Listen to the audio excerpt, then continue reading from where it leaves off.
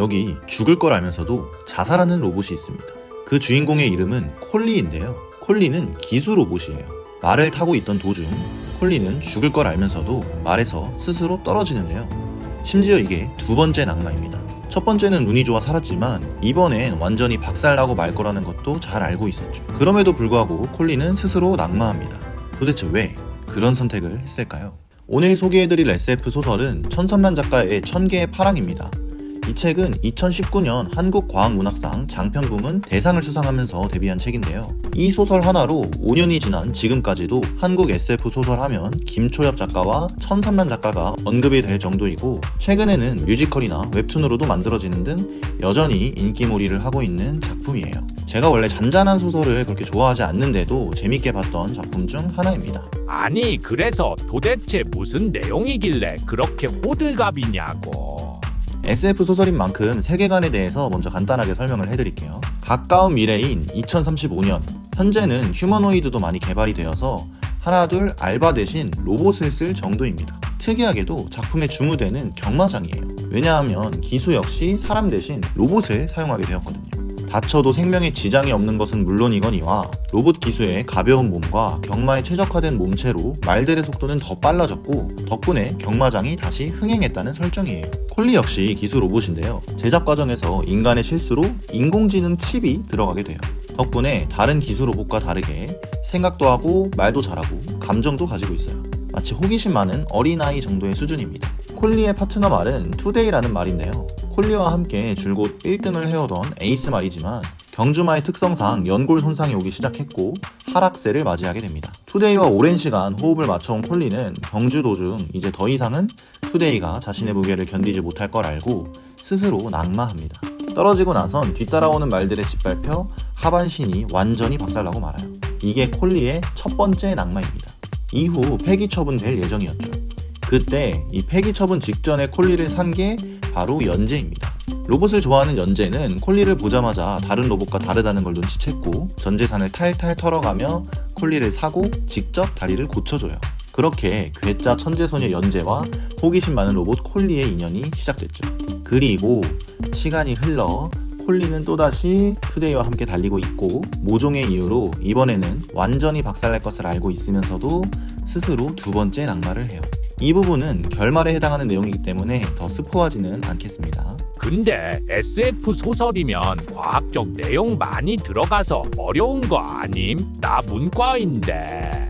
사실 SF 소설이긴 하지만 우주급 스케일도 아니고 과학적인 이야기가 메인도 아니거든요. 애초에 약간 먼 미래가 아니라 가까운 미래를 다루기도 하고요.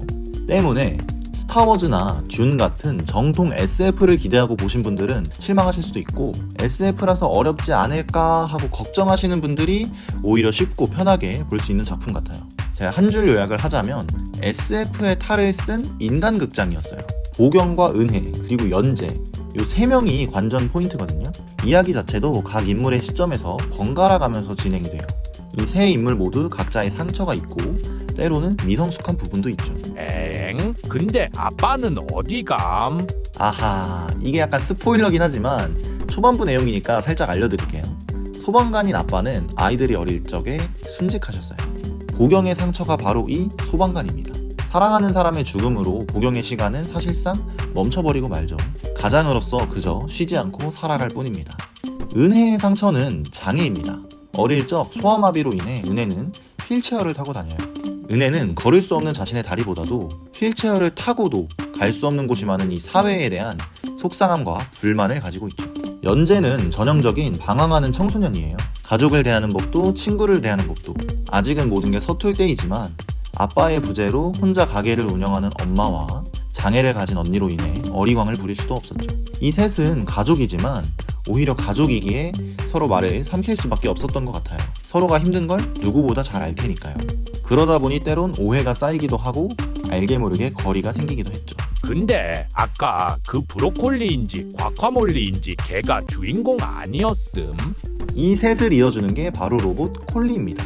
이야기가 흘러갈수록 콜리와 더불어 서로를 이해해 나가는 성장소설이라 생각하시면 좋을 것 같아요. 그래서 좀 잔잔하고 힐링, 위로 이런 내용이 메인입니다. 내용은 대충 알겠는데 제목은 왜 천개의 파랑임? 굉장히 좋은 질문이에요.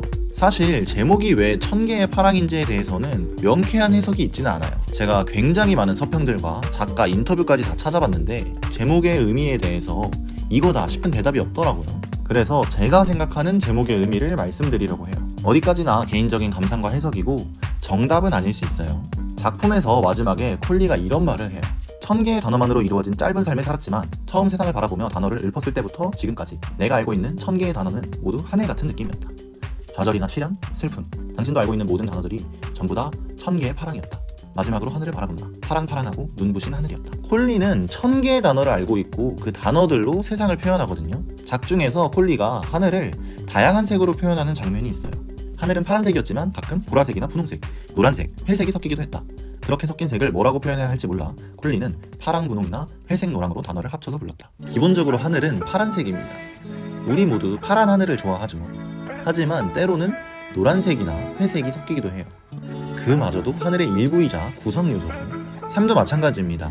우리 모두 기쁘고 아름다운 삶만 지속되기를 바라지만 때로는 좌절이나 시련, 슬픔이 찾아오기도 해요. 하지만 이 역시 우리네 삶의 일부이자 구성 요소입니다. 어쩌면 오히려 삶을 더 다채롭게 만들어주는 친구들이죠. 아마도 제목에 우리 모두가 이를 이해하고 아우를 수 있기를 바라는 마음을 담아내지 않았나 싶네요. 그래서 이 책 볼만하냐? 제가 작품을 평가할 때 중요하게 생각하는 요소는 3가지입니다. 첫 번째, 재미가 있거나, 두 번째, 감동이 있거나, 세 번째, 철학이 있거나. 당연히 3개를 모두 챙기면 최고의 작품이지만 그런 경우는 거의 없고 하나만 제대로 챙겨도 훌륭한 작품이라고 생각을 해요. 제가 이전 영상에서도 소개를 했지만 지구 끝의 온실에서는 제 기준 3가지 다 부족했다고 생각을 합니다. 아마 재미나 철학보다는 감동을 메인으로 잡은 소설이었던 것 같은데 그마저도 조금 부족했다고 봐요. 그런 측면에서 1000개의 파랑은 감동과 여운을 메인으로 잡은 결은 비슷하지만 목적에 맞게 감동과 여운을 남겼다. 그래서 점수를 매겨보자면 재미는 3점, 감동은 4점, 철학은 2.5점 드립니다. 잔잔한 분위기와 더불어 SF에 가볍게 입문하기 좋은 작품인 것 같아요. 책이 어렵지 않아서 금방 읽히는 것도 장점이고요. 물론 사람에 따라서 책에 주장하는 메시지들이 조금 과격하다고 느낄 수는 있어요. 근데 제 기준으로는 그렇게 크게 거슬릴 정도는 아니었던 것 같습니다. 오늘은 이렇게 힐링과 위로를 주는 소설을 하나 추천을 해봤으니까 다음 영상에서는 조금 박진감 넘치고 철학적인 내용을 다루는 소설인 작별인사 소개 영상으로 찾아오겠습니다. 구독 누르고 다음 영상 기대해주세요.